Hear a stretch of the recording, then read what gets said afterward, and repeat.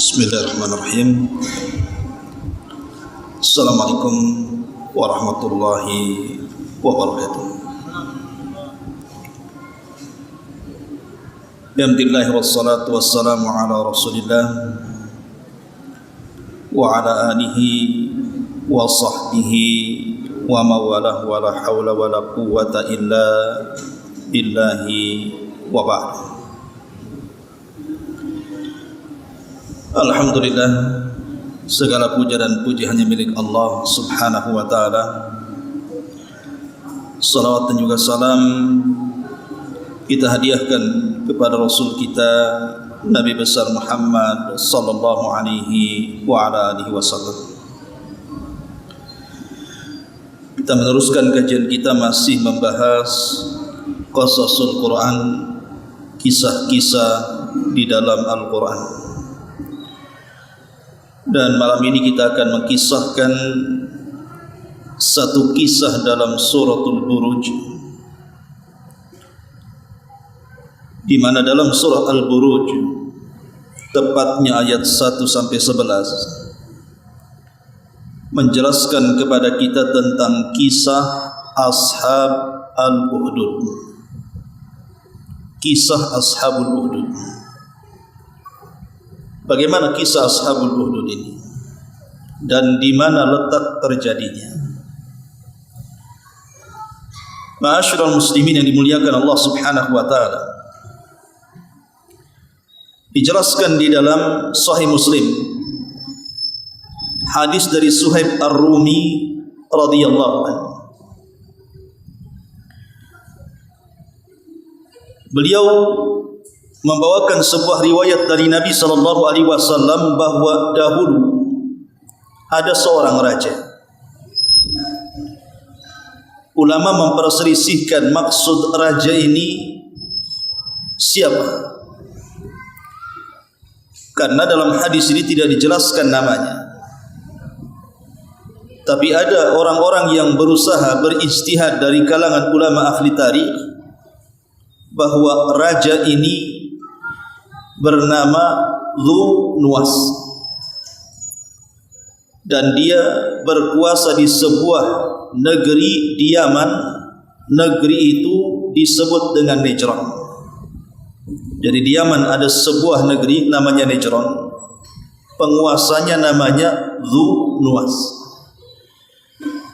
Karena biasanya kalau ada nama raja dimulai dengan kalimat Dhu, biasanya dari Yaman, seperti Dzulqarnain, Dhu Nuwas dan yang lainnya. Tapi ada juga yang mengatakan bahwa raja ini adalah salah satu daripada raja-raja Bani Israel. Artinya terjadinya bukan di Yaman, tapi di negeri Syam.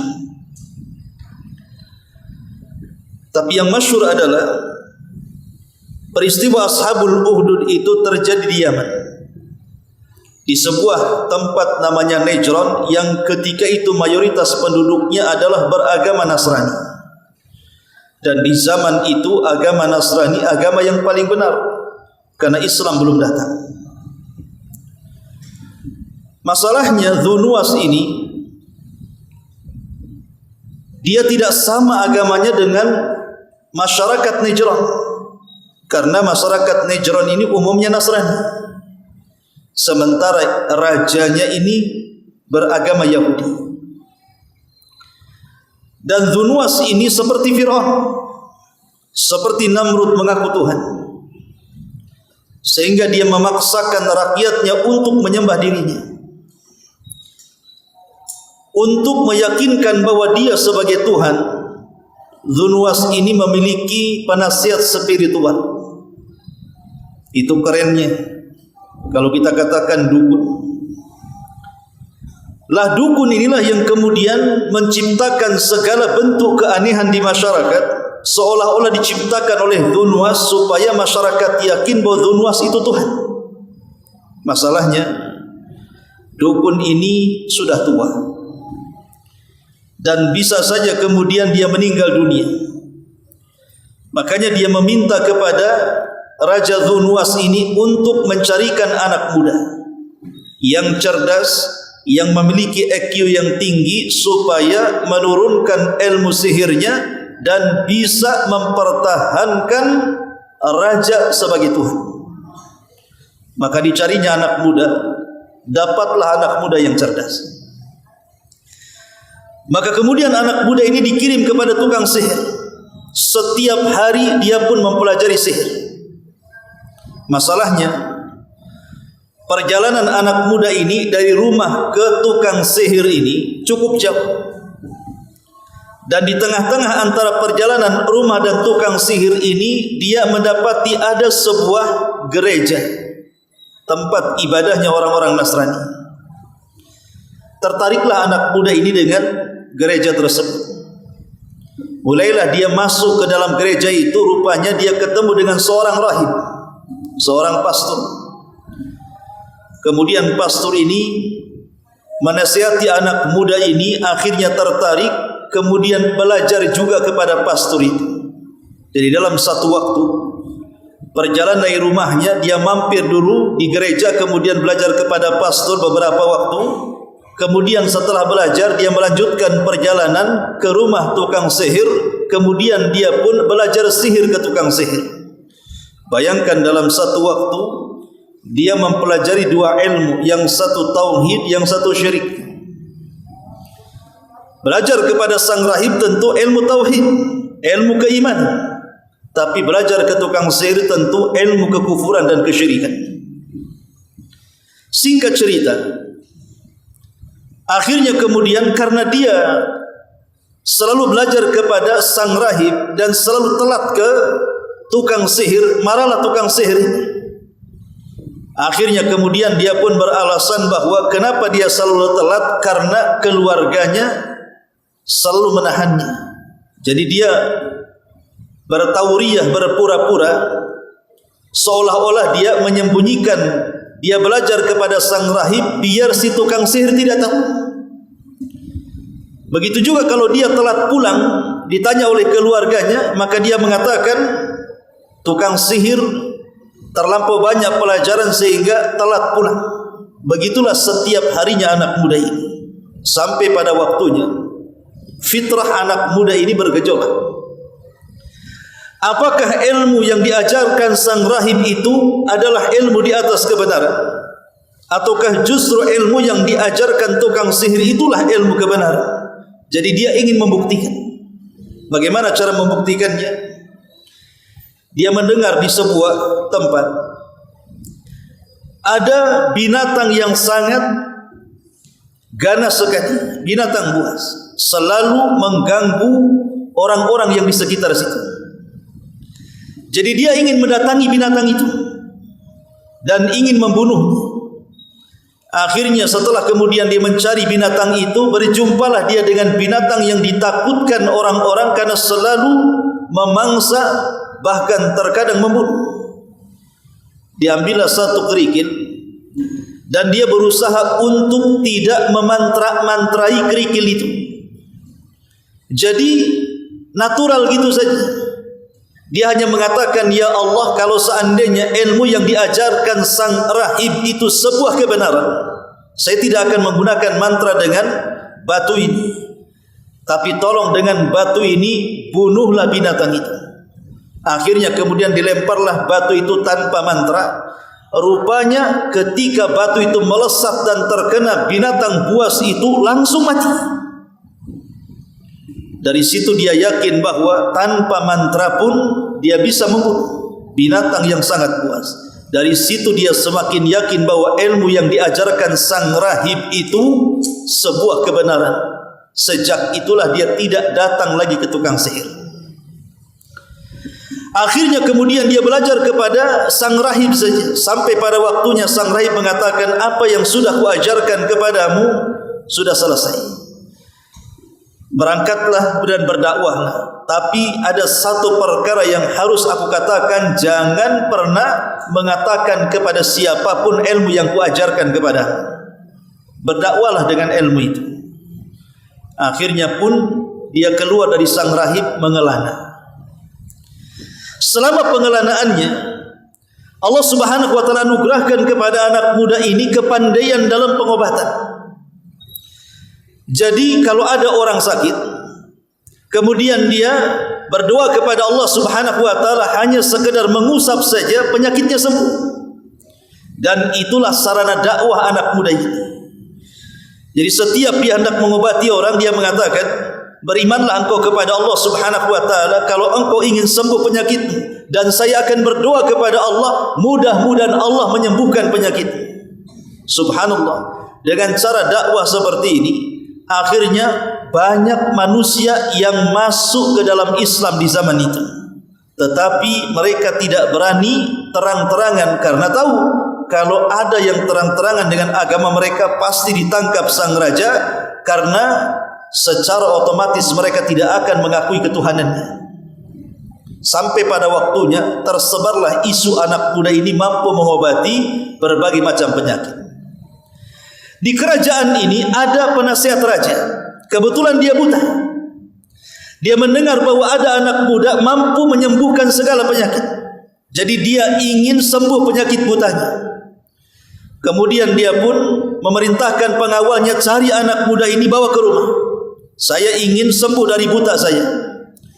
Kemudian setelah dicari, berjumpalah dengan anak muda ini, dibawa kepada sang buta penasihat raja ini. Kemudian anak muda ini mengatakan, saya tidak bisa menyembuhkan penyakit, karena yang bisa menyembuhkan penyakitmu hanya Allah. Kalau engkau ingin sembuh, maka berimanlah kepada Allah Subhanahu wa taala dan ingkari ketuhanan sang raja itu.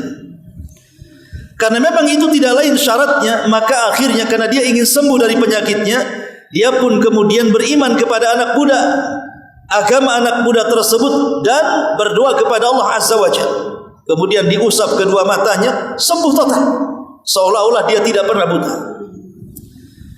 Kemudian setelah itu, sebagaimana biasa, dia hadir di rapat kerajaan. Disitulah sang raja kaget, macam mana penasihatnya yang tadinya dia buta kok bisa melihat. Akhirnya kemudian ditanya, siapa yang menyembuhkan kedua matamu? Maka sang penasihat mengatakan, Rabbku, Tuhanku yang telah menyembuhkan kedua mataku. Kemudian sang raja mengatakan, apakah yang dimaksud Tuhanmu adalah aku? Maka penasihat mengatakan, tidak, Tuhanku adalah Tuhan yang Esa. Disitulah sang raja Dzunnuwas emosi kemudian marah. Tangkap orang ini, masukkan ke penjara. Ditangkap kemudian sang penasihat raja, dimasukkan ke dalam penjara. Di dalam penjara ini disiksa habis-habisan, supaya mengakui siapa yang menyembuhkan kedua matanya. Karena tidak tahan dengan siksaan, akhirnya dia mengaku bahwa yang menyembuhkan adalah anak muda. Ketika diceritakan bahwa anak muda adalah kadar dia, raja kaget kan begitu. Kalau begitu tangkap anak itu. Ditangkaplah anak itu, dimasukkan juga ke dalam penjara. Kemudian diinterogasi, siapa yang mengajari engkau mampu melakukan ini? Anak muda ini tidak mau menjawab karena sang rahib sudah ngomong, jangan sebut-sebut nama dia. Tapi karena tidak tahan dengan siksaan, anak muda ini mengaku bahwa ilmu yang dipelajarinya adalah dari sang rahib. Kata sang raja, tangkap si rahib. Si rahib ditangkap. Tiga-tiganya masuk penjara. Lah dalam penjara ini sang raja ingin memaksa mereka murtad dan mengakui ketuhanannya, tapi tiga-tiganya istiqomah. Kemudian sang raja memerintahkan algojonya untuk membawa gergaji besar. Kemudian mengatakan, gergaji sang penasihatku ini, karena dia tidak mau murtad dari agamanya. Akhirnya digergaji dari kepalanya, belah menjadi dua, meninggal. Kemudian setelah disaksikan oleh anak muda sang rahib, keduanya pun tidak takut. Kalaupun harus terjadi apa yang terjadi, mereka tetap istiqamah. Kata sang raja, gergaji juga sang rahib. Akhirnya digergaji sang rahib, terbelah menjadi dua, dua-duanya mati syahid. Tinggal anak muda ini. Sang raja tidak mau menghukum seperti itu. Dengan cara apa? Anak muda ini diperintahkan oleh sang raja kepada para prajuritnya, bawa anak muda ini ke atas bukit biar disaksikan manusia banyak. Lemparkan dari atas bukit itu supaya manusia tahu siapa Tuhannya. Akhirnya kemudian anak muda ini dibawa ke atas bukit. Maka anak muda ini hanya berdoa kepada Allah Subhanahu wa taala, Allahumma kfinihim ma syi'ta. Ya Allah, lindungi aku, terserah sekehendakmu, bagaimana caranya? Maka tiba-tiba kemudian datang gempa, bukit itu bergetar, para prajurit yang membawa dia sampai ke atas bukit berjatuhan kemudian mati. Kemudian anak muda ini selamat. Ketika anak muda ini selamat, dia menghadap kepada raja. Kata sang raja, mana para prajuritku? Dia mengatakan, semua mati. Kenapa kau masih hidup? Allah yang telah melindungiku. Maka sang raja emosi kemudian mengatakan kepada para prajuritnya, angkut dia ke dalam perahu, lemparkan dia di tengah lautan. Kemudian dibawalah anak muda ini ke tengah lautan dengan perahu dan para prajuritnya. Di tengah lautan dia berdoa kepada Allah, Allahumma kfinihim ma syi'ta. Ya Allah, lindungi aku, terserah bagaimana caramu melindungi aku. Tiba-tiba datang gelombang yang sangat besar menghempas perahu, semua para prajurit mati, anak muda ini pula selamat. Dan anak muda ini tidak lari, dia tetap datang ke raja. Jadi berbagai macam upaya, anak muda ini tidak bisa dibunuh. Sampai akhirnya sang raja ini makin geram dan makin marah. Macam mana anak muda ini tidak bisa dibunuh? Karena anak muda ini kemanapun lari pasti dia akan dikejar sang raja dan akan menjadi buronan. Maka dia kemudian memberitahu kelemahannya. Tetapi dia ingin supaya kelemahannya menjadikan semua manusia dapat hidayah. Dengan cara apa? Dia datang kepada sang raja dan mengatakan, kalau engkau ingin membunuhku, sangat gampang sekali. Aku akan berikan kelemahanku. Sang raja sangat senang karena sudah berbagai macam upaya hendak membunuhnya, tak mati-mati juga kan begitu. Akhirnya kata anak muda ini, kumpulkan masyarakat di tengah lapangan. Gantunglah aku di tiang gantungan. Aku memiliki satu anak panah, sediakan busur. Kau panah tepat di antara mata dan telingaku, di dekat pelipis sebelah sini. Kau panah sebelah siniku. Tetapi syaratnya engkau harus mengucapkan kalimat Bismillahirrabbilgulam. Kalau engkau menyebut kalimat Bismillahirrabbilgulam, kau lesatkan anak muda tepat di antara mata dan telinga di sebelah sini, maka pasti aku akan mati gitu. Karena raja sudah geram, sudah kalut, tidak berfikir dia. Dikumpulkanlah masyarakat Najran ini. Kemudian anak muda itu diikat di tiang gantungan. Kemudian anak muda sudah memberikan anak panahnya, raja sudah menyediakan busurnya, masyarakat menyaksikan. Karena masyarakat ini, sebagian mereka telah beriman kepada anak muda ini diam-diam. Sehingga ketika sang raja mengucapkan Bismillahirrabbilgulam, dengan menyebut Tuhannya anak muda itu, raja tidak sadar kalimat ini menggugurkan ketuhanannya. Dia kan Tuhan, harusnya menyebut nama dirinya. Kenapa dia sebut nama Tuhan anak muda itu? Secara otomatis ketuhanannya digugur kan begitu. Itulah kecerdasnya anak muda itu. Ketika dia menyebutkan Bismillahirrabbilgulam, melesatlah anak panah itu tepat di dekat pelipisnya sebelah sini. Anak muda ini kemudian meninggal. Tiba-tiba penonton masyarakat Najran berteriak dan mengatakan, amanna bi rabbil gulam. Kami beriman dengan Rabbnya si gulam itu kata. Kami beriman dengan Rabbnya anak muda itu. Apa tidak stres raja ini? Yang kurang ajar 3, sekarang ribuan menjadi kurang ajar kan begitu. Tadi kan beriman 3 orang nih. Sekarang ribuan manusia beriman kepada Rabbnya anak muda itu. Imam Ibnu Katsir menyebutkan jumlah yang hadir di situ sekitar 20.000 manusia beriman kepada anak muda ini. Ketika sang raja ini melihat anak muda mati dan masyarakat Najran beriman kepada Allah Subhanahu wa taala lewat perantara anak muda ini, makin geram sang raja.